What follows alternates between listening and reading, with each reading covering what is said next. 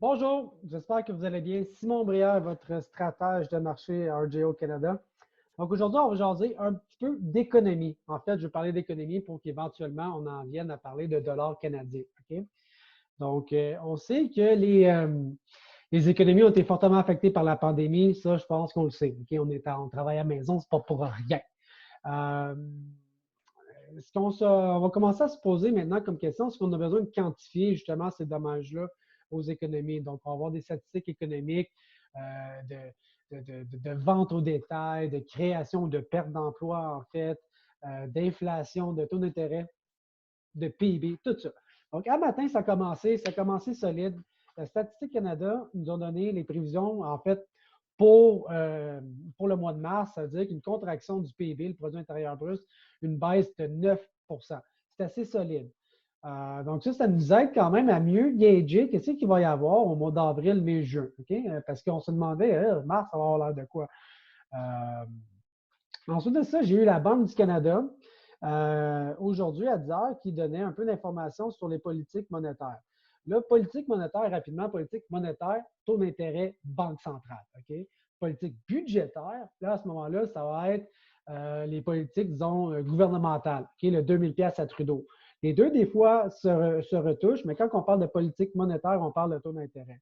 La Banque du Canada a été assez agressive, merci, au mois de mars, avec 3 coupes de 50 points de base, bang, bang, bang, si bien que ensuite de ça, on est rendu à 0,25 En fait, 0,25 c'est un retour carrément à où est-ce qu'on était suite à la crise financière de 2010, en fait, le 2008, qui a baissé les taux jusqu'en 2010 pour atteindre 0,25 Donc, on est là, back to square one. OK? On a pogné le petit serpent au niveau des taux des intérêts.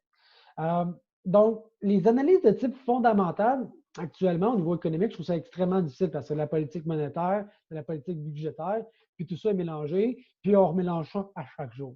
Fait que prendre le temps d'y réfléchir, on scratche ça, puis il faut le refaire le lendemain.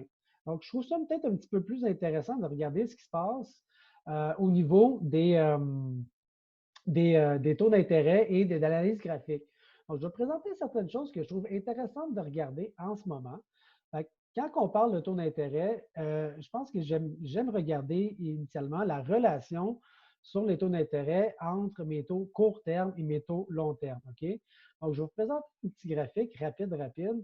On ne passera pas une heure là-dessus, mais ma relation entre mes taux court terme et mes taux long terme, elle est très intéressante dans ce sens où c'est sûr que le rendement que je m'attends sur un investissement de 10 ans est plus élevé que le rendement sur un investissement d'1 an, hein? Court terme, long terme.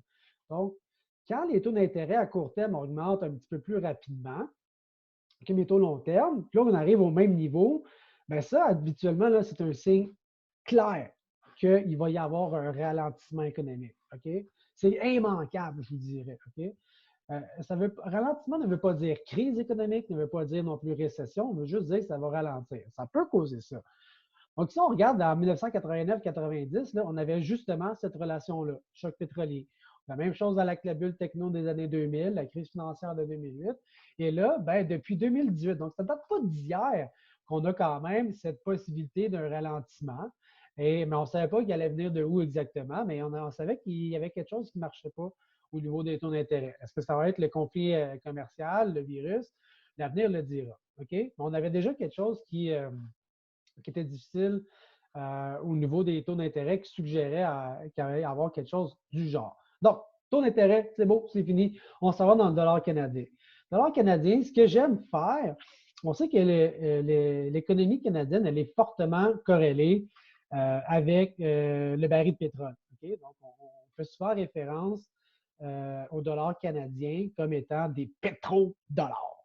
Je vais aller voir cette relation-là qui existe entre mon baril de pétrole et mon dollar canadien. Et on se rend bien compte qu'il y a une corrélation assez évidente sur mon baril de pétrole par rapport au dollar canadien.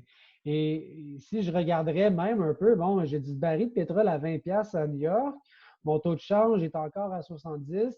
Techniquement, il pourrait baisser un petit peu. Bon, c'est une théorie. Est-ce que c'est une science? Non, parce que des fois, il y a quand même des divergences. C'est pas exactement 100%, mais quand même, le baril de pétrole en ce moment n'aide pas du tout l'économie canadienne. OK? Autre chose que je vais surveiller, et c'est cette relation-là qu'il va y avoir entre les taux d'intérêt canadiens et mes taux d'intérêt américains. Donc, je veux voir ici la différence US 0,5. Je vais comparer des pommes avec des pommes, OK? Puis des oranges avec des oranges. Je vais prendre les obligations gouvernementales Canada-US qui sont la même qualité et la même maturité 5 ans. Parce qu'un investissement, la théorie, rapidement, la théorie, c'est que si je suis capable d'avoir 10 de rendement au Canada versus 1 de rendement aux États-Unis, naturellement que les capitaux devraient plus se diriger vers le Canada. J'ai un meilleur rendement. Donc, les changes, hein, le taux de change va venir équilibrer tout ça. Actuellement, on a une relation clairement divergente où ce que mes taux d'intérêt au Canada sont, toutes proportions gardées, beaucoup plus élevés qu'aux États-Unis et donc ne suggèrent quand même pas un taux de change aussi faible. Donc, selon cette théorie-là, il y a une énorme divergence au niveau de mes taux d'intérêt qui pourrait favoriser le dollar canadien à la hausse ou se renforcer par rapport au dollar américain. OK?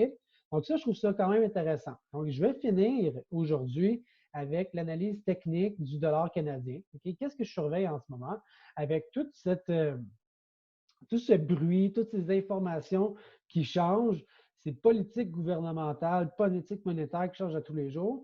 Je pense que une des approches que j'aime utiliser quand il y a beaucoup de choses qui changent comme ça, c'est de regarder un graphique et d'en tirer des conclusions.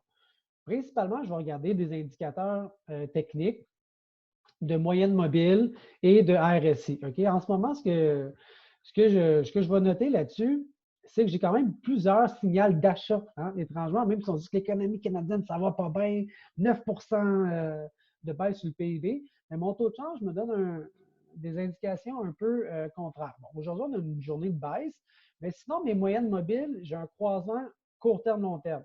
Donc, quand j'ai un croisement ici, sur ma ligne bleue, ma ligne orange, ça, c'est un signal d'achat. Mon MACD, même conclusion. J'ai un croisement à la hausse. Ça aussi, c'est un signal d'achat. Mon RSI était survendu. C'est sûr qu'il faut faire attention des fois avec le RSI. Actuellement, mon RSI survendu, j'ai un signal d'achat. Donc là, ça commence à en faire quelques-uns signaux d'achat sur mon graphique que je trouvais intéressant. Et même, je pourrais aller plus loin que ça, puis revenir sur le taux de change de 2016 on avait des conditions similaires. Si vous vous rappelez, ben, le bas de 2016 actuellement là, est encore extrêmement valide. Donc, on est allé, ça ici, c'est un énorme support. Donc, on est allé toucher ces bas-là, puis on a rebondi. Donc, mon analyse graphique du dollar canadien n'est pas si négative que ça. Donc, faites bien attention.